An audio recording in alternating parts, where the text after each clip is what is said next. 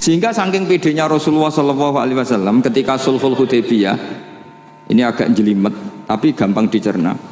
Sulhul Hudaybiyah itu satu perjanjian yang semuanya merugikan Rasulullah.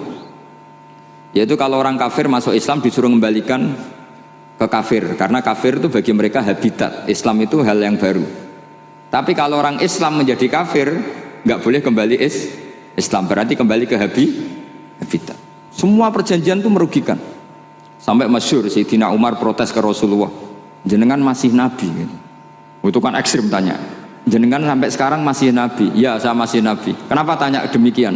Karena semua perjanjian merugikan Islam, menguntungkan orang apakah? Kafir. Semua sahabat sebetulnya persis Sayyidina Umar protes, kecuali Abu Bakar. Lama-lama akhirnya di antara perjanjian itu berbunyi begini. Tapi saya minta satu hal, orang boleh mendiskusikan Islam tanpa tekanan. Itu saja permintaan Nabi. Orang boleh mendiskusikan Islam secara bebas, tidak tertekan. Karena orang-orang kafir melihat itu hal yang biasa. Ya nggak masalah Muhammad. Akhirnya orang diskusi. Islam itu apa sih? Islam itu orang yang menuhankan Allah. Allah itu siapa? Zat yang menciptakan langit dan bumi. Lama-lama orang kafir berpikir, wah keren, Tuhannya Muhammad bisa bikin langit dan bumi. Tidak kayak Tuhan kita, malah kita yang bikin.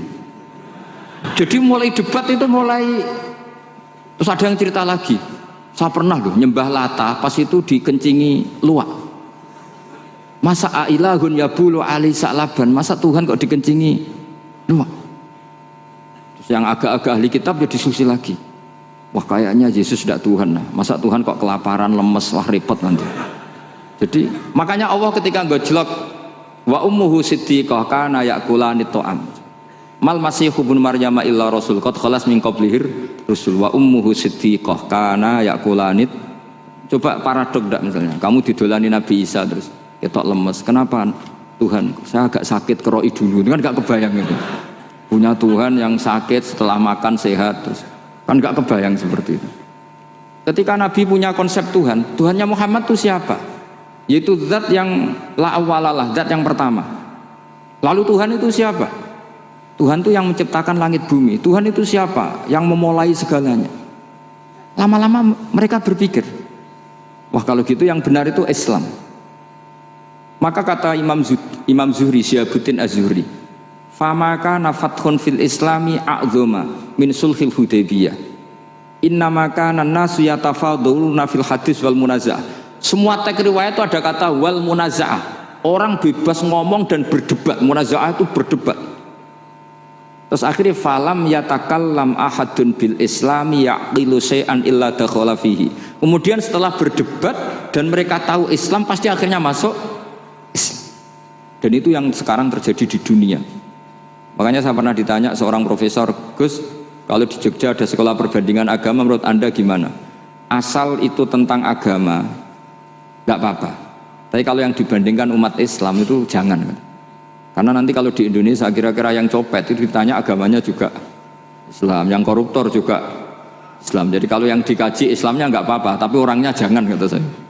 Karena yang bulat ya banyak, yang nggak sholat ya banyak. Tapi kalau Islamnya saja, misalnya adu konsep tentang Tuhan.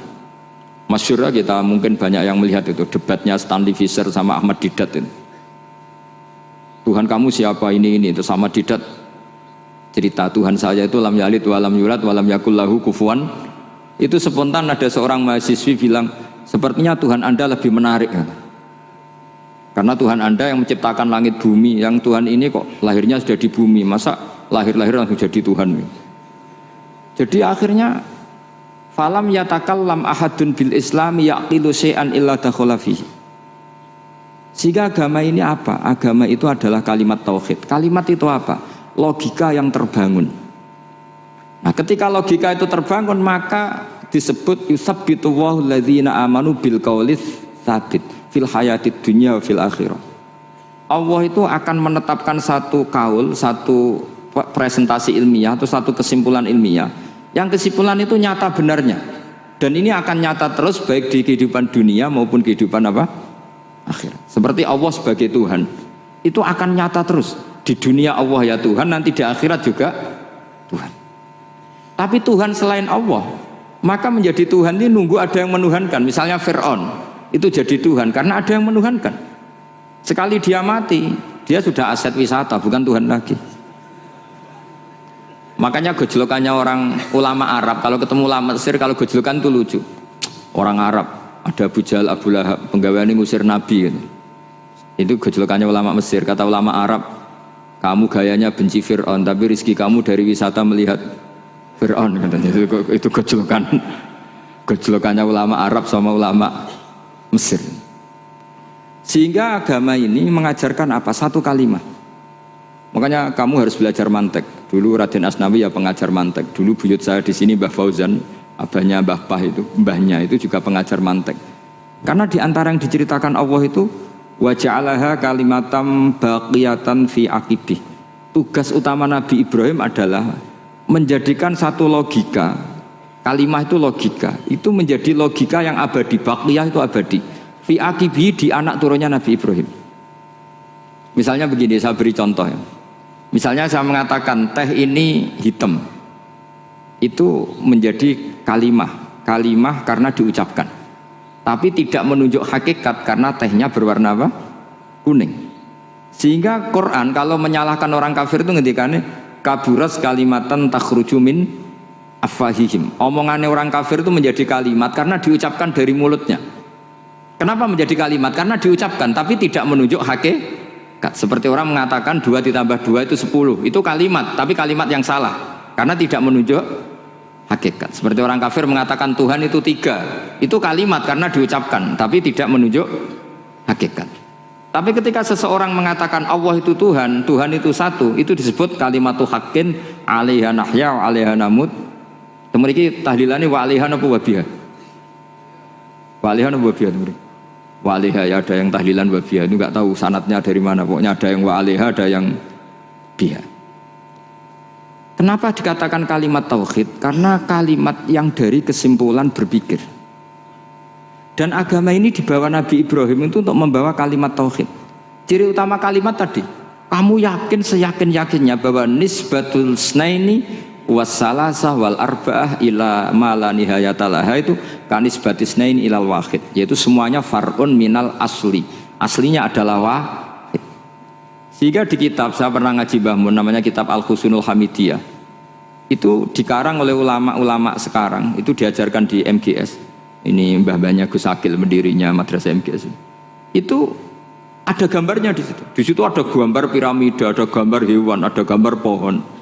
Kata yang ngarang, gambar sedetail ini, sejelimet ini dimulai dari nuqtah wahidah. Tetap dimulai dari satu titik. Dan ini disebut nuqtatil wujud. Jadi orang kudus sebanyak ini tetap dimulai dari satu orang, yaitu Adam. Adam dimulai dari ketiadaan. Lalu siapa al-mujid? Pewujudnya siapa? Hanya Allah Subhanahu wa ta'ala.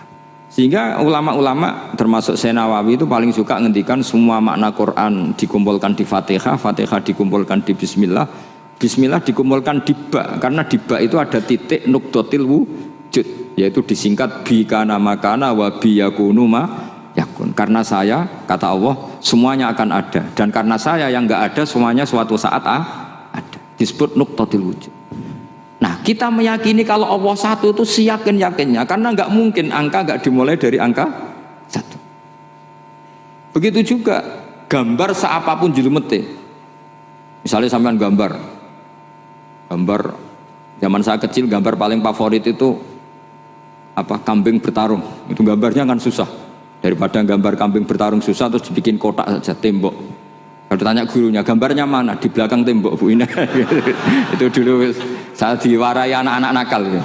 Jadi semua satu gambar itu disuruh gambar harimau, yang satu disuruh gambar kambing bentrok, yang satu disuruh gambar matahari, semuanya kotak semua. Ini itu Bu, gambarnya di belakang apa? Tembok. Maka nggak kelihatan kata. Jadi gurunya kalah cerdas. Yang guru itu sebenarnya nggak pernah menang, karena murid itu lebih pinter. Itu teman saya dulu kalau ngaji itu, kalau tes itu ngerpek, baca. Gurunya marah, kamu tes kok baca? Enggak ngerpek Bu, ini belajar di kelas. Katanya belajar kapan saja, di mana saja. Acuh.